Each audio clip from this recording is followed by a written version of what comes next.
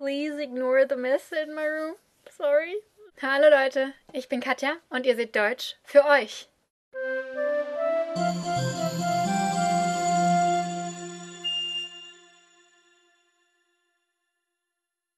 Hi guys, long time or longer time than usual, no see. First of all, I want to say that I was overwhelmed with how many of you commented on the announcement I uploaded last Sunday. You wrote me these sweet comments that were basically asking me if I was okay and gave me encouragement for things that weren't wrong with me.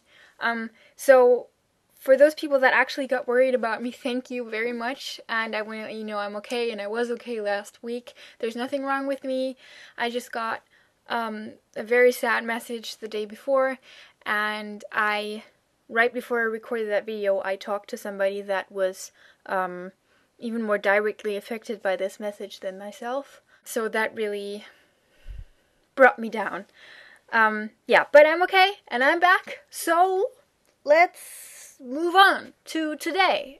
What we're going to do today is pronunciation tips. This has two reasons. Firstly, some of you have been asking about this. And secondly, as I already told you sometime in the past, through Facebook or something, I am taking my exams during the next 2 weeks. So the day I'm recording this is Sunday. I'm taking my first exam tomorrow.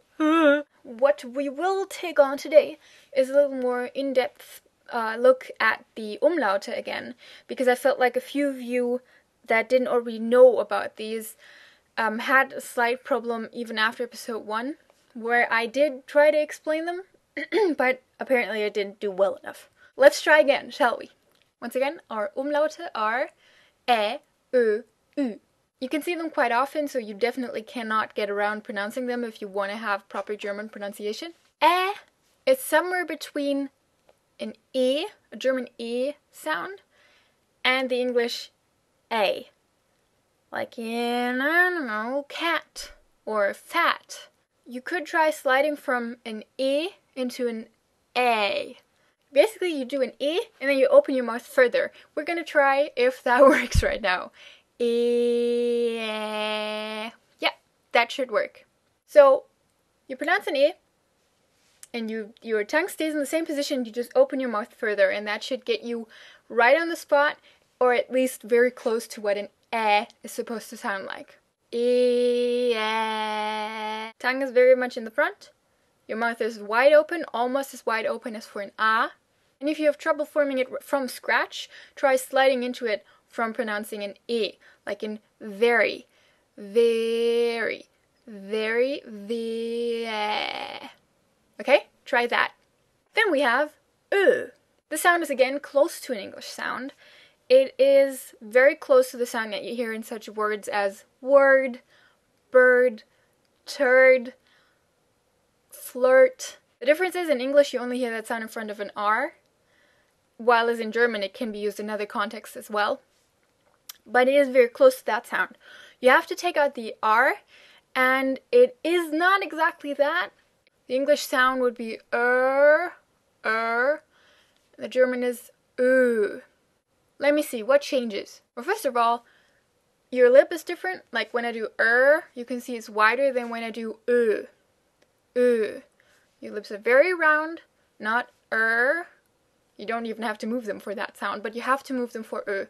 I explained it this way in our pronunciation episode 1 already, but you can try sliding into it from a word that has the in it. For example, word or bird or whichever one you prefer.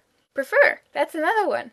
So let's take the word bird, for example. A person with a typically German accent would probably pronounce this bird. And that's where the ö comes in, because that is the closest sound we have to and that is why that often happens. So you kind of have to turn that around. Because as an English speaker, you will likely make the exact same mistake but turn around the other way. So you have to take the drawl out. It's not it's ö. Round lips, no R. Ö. And then lastly, as for ü, if you're having trouble imitating the sound just from hearing it and maybe, imagining what that might look like in your mouth, it's rather easy to pronounce. You pronounce an E sound, so either the German E, if you already have that in your head, or just a double E, for example. like in feel, E. And instead of spreading your lips like you normally do for E, you round them like you would for oo. So we go E. Tongue stays in the same position. Everything is exactly the same except for your lip shape. All you really have to do is round your lips. Try to freeze everything else. You can't see it, my teeth are together, that's the way it has to be, but if I were to open my teeth, I would get another vowel, but just so you can see my tongue position, E, very much in the front again, and our lips are wide. For U, the tongue is exactly behind the teeth again, but our lips are round. U. U. Again, all of this is made much easier if you've already studied French, because that is the only U sound you can find in French, I think. Or it's at least very common. I believe my examples in episode 1 were super and stupide. And I think I pronounced it that exact same way.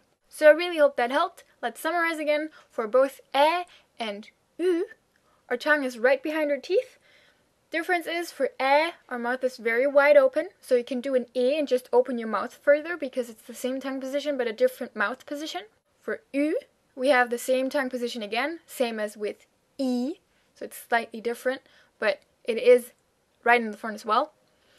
And you have to round your lips, like you're a little fish. And for U, your tongue is slightly further in the back, not right at the tip of your teeth, but a bit further back. And then, again, you round your lips. Don't get frustrated if it doesn't work right away. Like everything, this takes practice, but you should have the mechanics now, so you can practice and practice and practice until you're perfect.